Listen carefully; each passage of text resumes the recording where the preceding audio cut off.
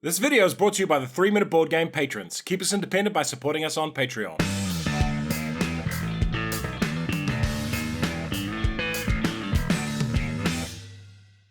Kia ora koutou and welcome to the games I got rid of in 2022.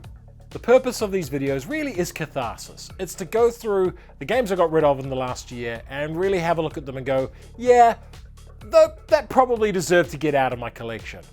And the funny thing is, I looked at my collection while preparing for this video on Board Game Geek, and I have 161 previously owned games. Now, I have not done remotely near 161 games worth of games I got rid of content to camera before, so I'm going to cover a bunch of games here, but I'm absolutely positive there's more I'm missing. So from this point on, I'm going to really track the games I get rid of each year so that I can make sure that this is a definitive sort of final version. I might even do one halfway through the year if I get rid of enough games. And I'm planning on getting rid of hopefully another 15 to 20 games in the next few months. Anyway, that's just background stuff. The real purpose of this video is to take a look at the games that I got rid of in 2022. And let's start it off, and we're going alphabetically.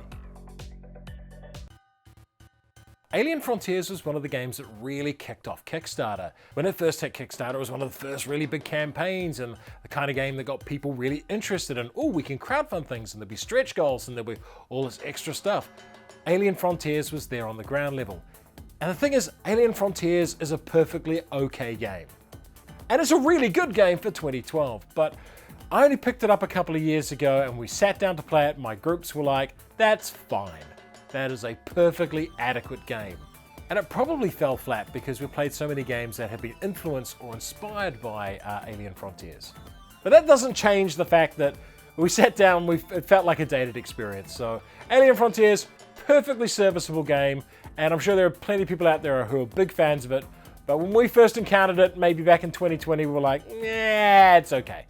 So that one's been got rid of. Anno 1800 is a strange bastard of a game for a lot of reasons. The first is its thematic stuff. You see, instead of setting it in a traditional colonial setting where they just kind of sweep the dirtiness of colonialism under the rug, Anno 1800 boldly goes, no, this is colonialism if it was done great, which is a very strange hill to decide to go live on. And something that just didn't sit quite right with me. In some ways, I don't know, revisionism that completely erases things is somehow less offensive than revisionism that just goes, actually, what if this terrible thing was actually good for you? So that was uncomfortable to me from day one with the game. The second thing is just how the game works.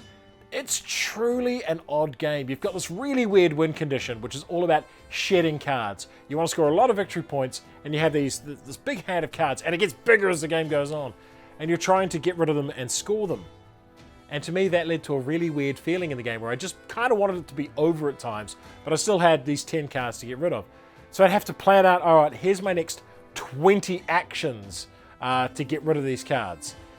And yeah, it led to this weird end game where you're like, okay, I know what I'm going to be doing for the next 20 turns, which is get that resource, play this card, chain that card, play this card. And it felt like rote playing in the end. The other thing with the game is the big, huge collection of buildings and resources. You technically never, ever need to buy. If everyone else at the table, if you're playing a 4-player game, you probably can win.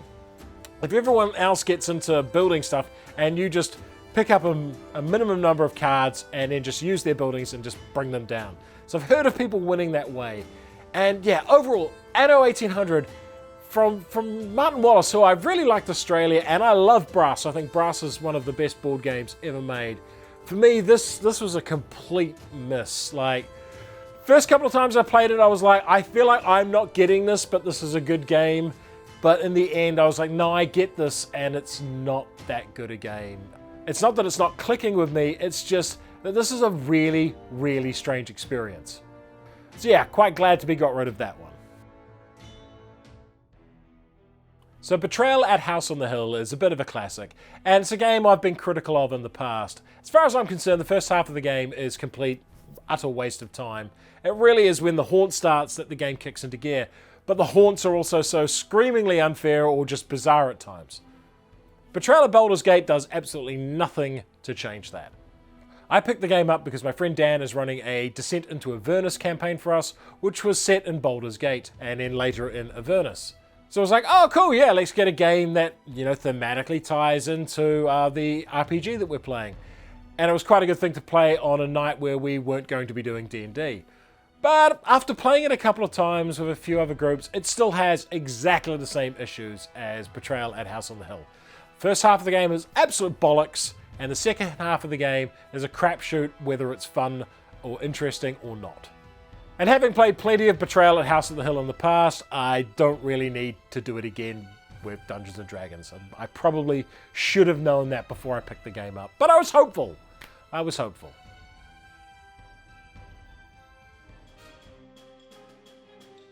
Black Angel is another odd game.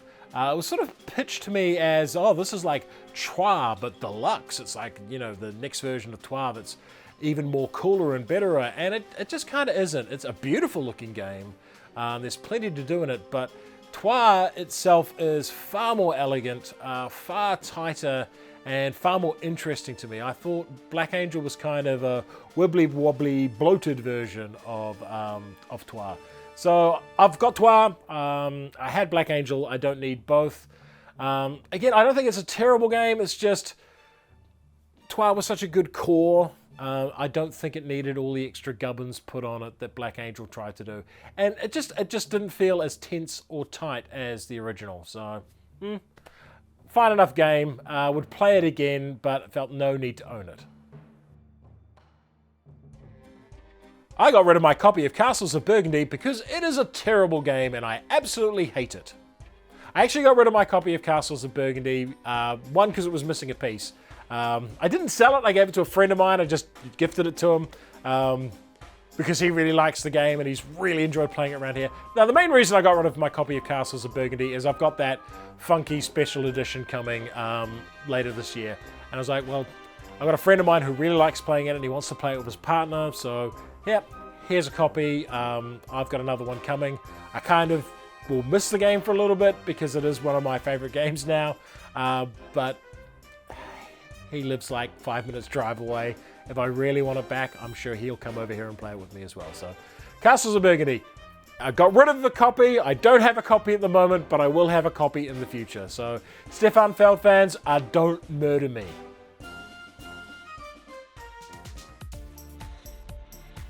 In the past, I've talked about game space, where you have an idea that a game occupies a certain niche. So you don't necessarily need to have 10 games that do exactly the same thing.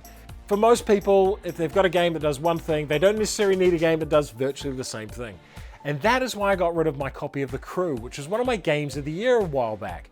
And that's because The Crew 2 is just, or Crew Mission Deep Sea, is just The Crew, but better. To me at least, there is no reason I can see to keep both copies. To keep a copy of The Crew and The Crew 2. The only thing I can think of is if I had two groups of people around who both wanted to play Crew experiences at the same time, but then I'd feel bad that one was playing The Crew and not The Crew 2, because same game, just with a few of the bugs ironed out and a lot more variety in the missions and a lot more interesting. So yeah, there's zero reason, unless you're attached to the space theme of The Crew, to keep The Crew over The Crew 2. So I gifted my copy of The Crew to a friend of mine. Dice Theme Park is not the game it looks like when you look at the box art. If you look at the box art, it looks like it's going to be a mid-weight Euro, even on the light side, but it's really not that kind of game. It's more of a very tight, very strategic dice manipulation game. The problem with it for me is that it's one of those games, and there's a lot of games like this these days, where there's a little bit of interaction out there up the front, but there's an awful lot of doing computations on your own board. So in Dice Theme Park, you put down dice, you activate them, and you move them around your park and you keep scoring points. And you can do a lot of the manipulation in your turn, and it's this kind of puzzle you're doing by yourself. A really extreme case of this is Merchant's Cove, where everyone's got an asymmetric puzzle they're doing by themselves. There's a little bit of interaction out in the middle, but most of the time you're really doing your own thing. Or Roll and Rights, where you're doing your own thing on your board. And that's not really a vibe or a feel I enjoy very much in games. So yeah, the Dice Theme Park, fine game, but ended up having just not enough player interaction for me to keep around, so I've moved that one on. Fired Up was something a little different, and the only reason I didn't keep it is it's too damn big. The box, it's just one of those deluxe Kickstarter boxes that's ginormous. And for me to keep a game like that, it has to be one that I really like. It has to be a Terraforming Mars. It has to be a Suburbia. It has to be one of those games that I really, really want. A Castles of Burgundy, even. But Fired Up was a game that it's quite good. It's a novel game. It's about giant robots and stuff fighting each other, but you're not really controlling the robots. You're fans in the crowd and you're trying to influence and bet on the outcomes. So it's not quite as direct as, oh, I'm going to take my robot and smash you. You're, influencing them to go smash certain things. So there's a really neat layer of gameplay there. And it's short and it's fun, but it takes up way too much space and takes far too long to set up for what is essentially a filler game. And this is a thing that's happening quite a bit in board gaming in general these days, is you have games that probably shouldn't be that big and that massive, and they just are. And really, you'd like something simple so you can just put it on the table, play, instead of having to, pull this giant box off the shelf, get all the things out and set them up. So yeah, Fired Up, quite a fun experience. Would gladly play again, but it takes up like almost like an entire Kallax cube spot. It's a big, big game. And on that justification, it ended up at my local board game cafe. I feel like I'm saying this a lot in this video, but Fort is another odd game, and it's a game that I can see a lot of people really enjoying. But for me, it just drove me up the damn wall. The fact that you can't control anything for any extended amount of time, that you put something down and then boop, it gets taken away, and you're like, oh, well, I'm trying to plan something, but I can't plan anything. It's a very chaotic game. It's a game where you have to adapt your strategy on the fly. But to me, it didn't quite have enough for me to latch onto. Like, I can appreciate what it's doing. I can see why people find it fun, but I found it really, really frustrating because I like planning multiple turns ahead, and Fort just said, nah, you're not allowed to do that. You really have to take advantage of what's in front of you right now. You can have a little bit of planning, but don't expect it to come to any kind of fruition. So yeah, Fort, very frustrating experience for me. Glad to get rid of that one. But it's a game I respect for what it did, because it has shaken up deck building and that style of game quite a bit. And it's novel and it's interesting and it's unique. It just pisses me off. So it's very rare for me to get rid of a game that I'm actually considering giving an award to in my end of year awards. So normally if I'm giving a game an award, it's because the intent is that I'm going to keep that game.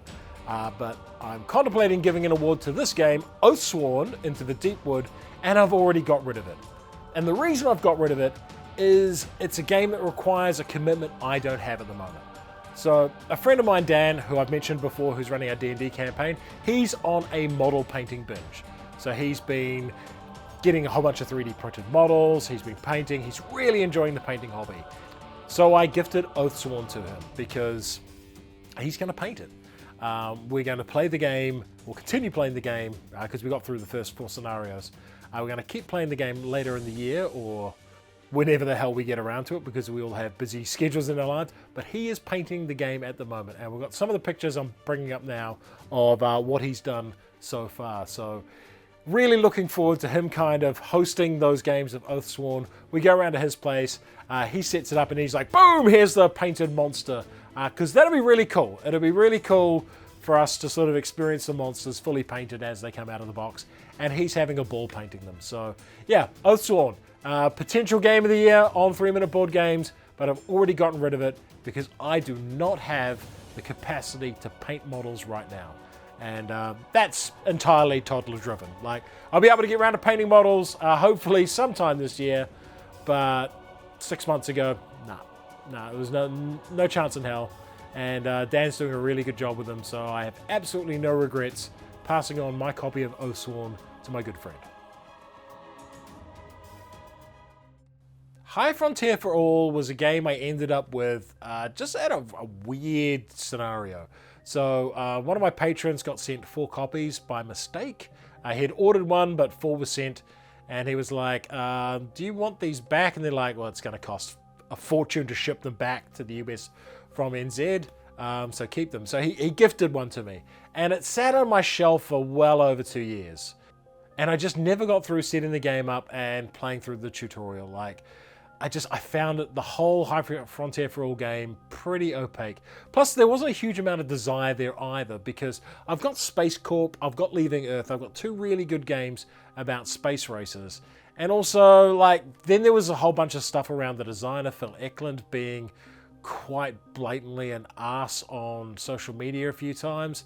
And I ended up being like, do I really want to cover a game that I'm not really getting into? I've got alternatives in the same game space that I really enjoy, and I'd rather just play Leaving Earth another time than try to figure out this game. Plus, the designer's a bit of a dick. So with those 3 factors, I was just like, nah, I'm not going to get to High Frontier for All. It's a game I'm not going to be able to cover. So, yep, flick it on, pass it on to someone who will have more fun with it. There's a few games I play each year when I look back and I go, oh, what the hell was that game really about? And On the Origin of Species was one of those. It's fine, like you move around the boat, you place things down. It's got like a nice science core and the whole idea of it's good.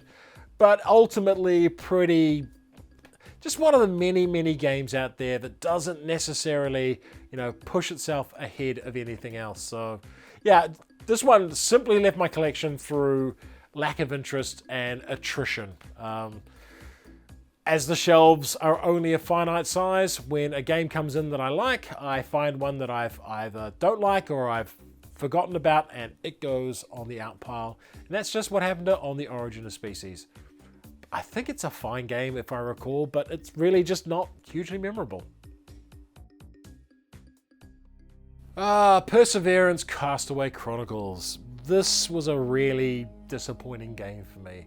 I had so much high hopes for it. It's Mindclash games, and I've played a fair few Mindclash games that are really cool.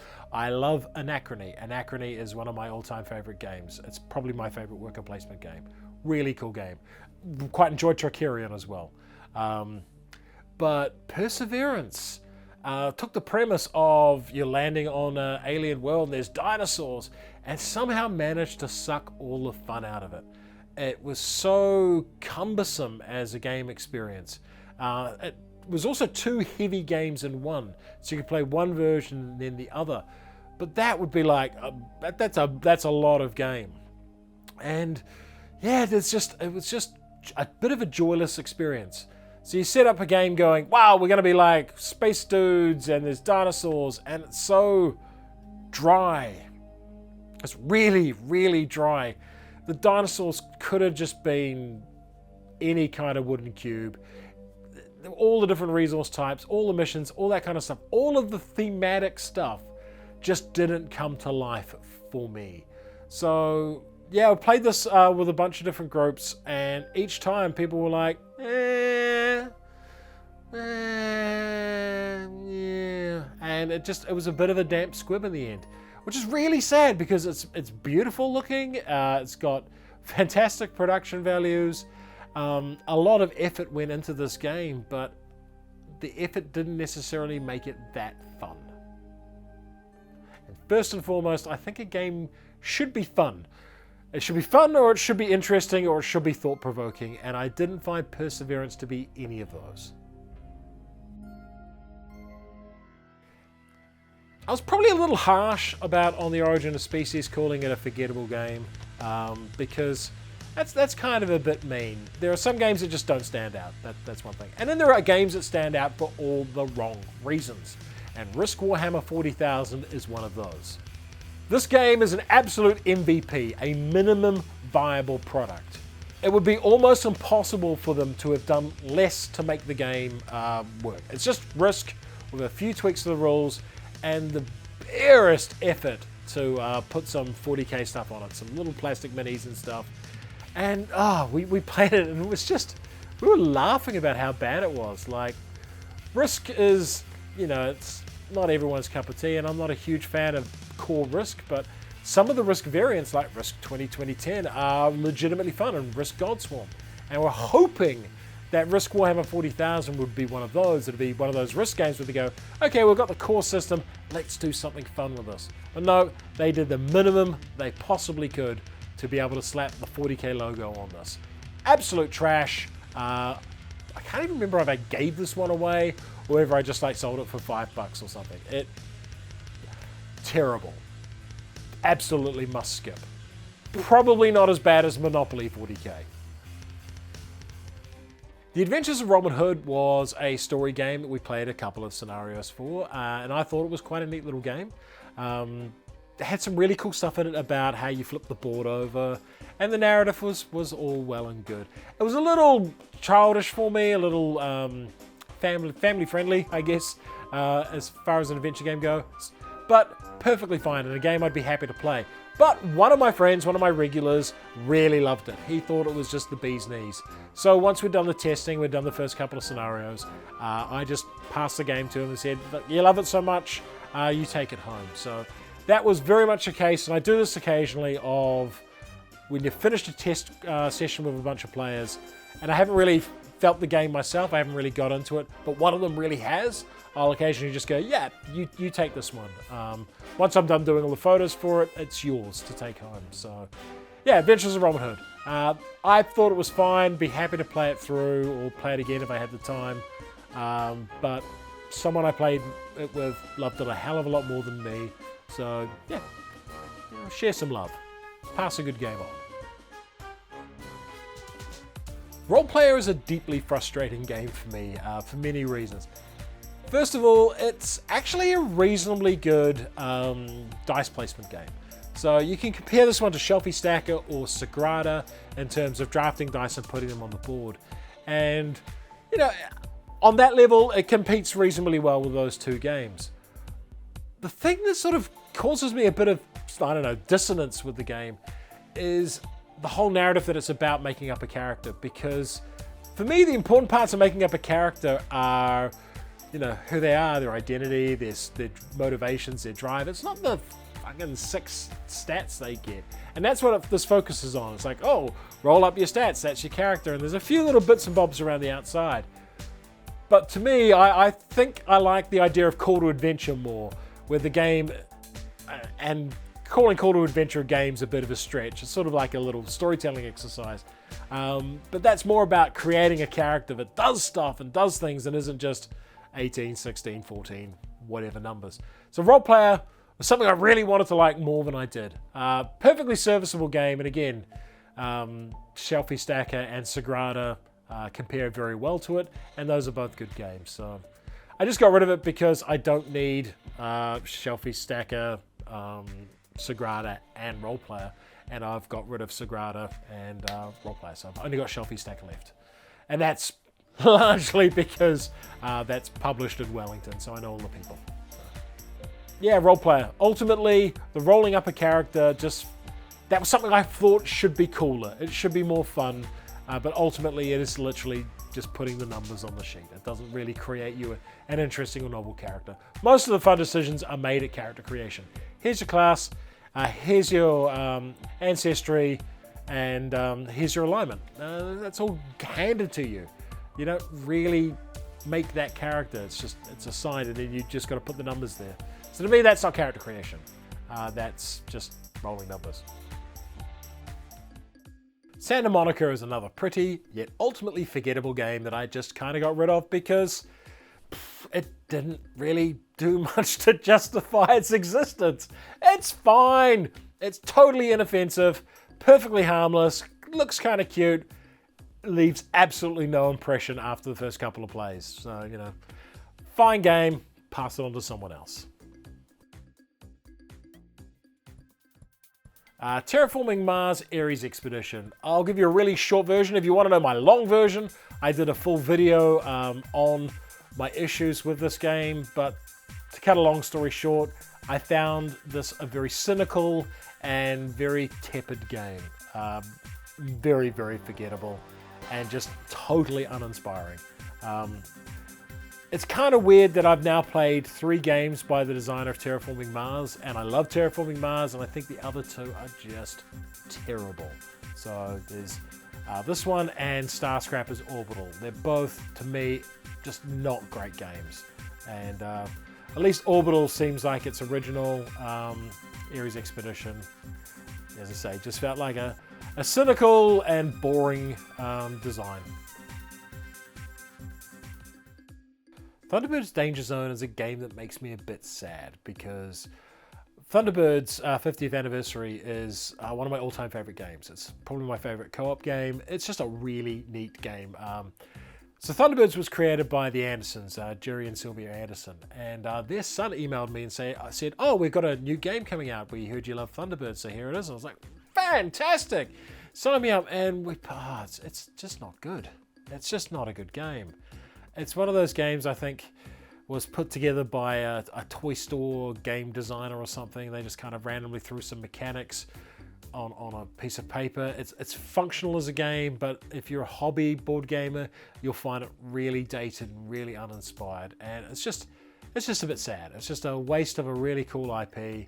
A waste of a really cool moment where I was, being contacted by the person who runs the estate of Thunderbirds because they liked my video on the other Thunderbirds game, and I kind of had to turn them down because after playing it, I was like, I'm not going to review this because there's not enough here to review. It's just not a very good game. So yeah, I kind of hate that. It's one of the things in the reviewing gig that I don't like is when people are really amped to put something in front of you and it falls flat, and you have to be the guy who goes, "I'm really sorry, your thing that you've invested in is fucking awful. It's no good. It's no good." I had to do this with District 9. That was a game that I told them just do not publish this game as is. It's absolutely, it's not worth it. It's going to bomb. No one will play it, and it'll be a horrible experience. They went ahead and published it anyway.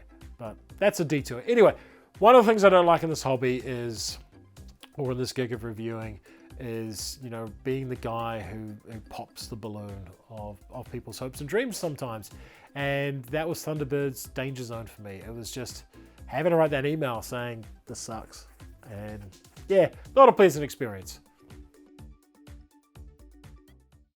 I got rid of a bucket load of Warhammer related games this year, mostly unpainted. They sent me a whole bunch of games this year, despite me saying, can you slow down, because there's no way I can actually paint all these models, let alone or assemble these models, let alone paint them. So I did a combination review on the channel where I went through a bunch of them and was like, this is how I played them with proxies because I didn't assemble the models. So just to give people a rough idea of how those games worked. But again, models were backing up. It's something I just don't have the time for with Anne still being at home. I can't paint with her in the house. The only time I can paint is late in the evening like it is now. And that's usually when I'm filming, playing games, or editing videos. So painting has to come at the cost of one of those things for now. So yeah, got rid of a bunch of Warhammer games. Some of them are okay, but most of them are pretty average. So, but if you want to know more about those Warhammer games, there is a full video where I break through which ones are good, which ones are ordinary, and which ones are just downright terrible, because Games Workshop really slung out a whole bunch of mixed quality this year. Another game I had super high hopes for was Waste Knights. Waste Knights, post-apocalyptic game. It's got some really good writing in it too. This is the thing that kind of irks me about Waste Knights, is the writing is really cool. The problem is the mechanics are really arbitrary. So each time I played this and done it with multiple groups, some players would have a really good run where everything went their way. They got good rolls, they got good luck on the draw, and they would get a whole bunch of power-ups and do really well. And then there would be one or two players who everything went wrong for. They fail a key roll early in the game or draw a really unfair encounter, and then they just end up in this doom cycle. And this is something that pops up in a lot of random event-driven games. You can get it in Talisman and Relic. You can get it in Arkham Horror to a lesser extent, but there's more mitigation in Arkham Horror. But Waste Nights in particular, it just felt so fucking arbitrary who was having a good game and doing well and who wasn't. It wasn't any player decisions, it didn't seem like. It wasn't anything we were doing as players to show our skill that was elevating us and making it that I was having a good game but my friend wasn't because I'd made the right decision. No, it was just pretty much I flopped over a good card, they flopped over a card that screwed them over.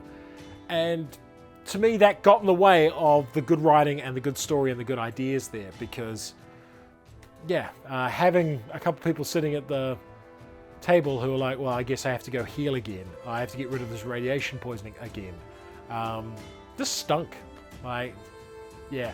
And it's not like even like this war of mine where, you know, there's a central pool of characters, and if something bad happens, it happens to all of you. In Waste Nights, you are like your one hero. So if your hero's having a rough time, you're having a rough time.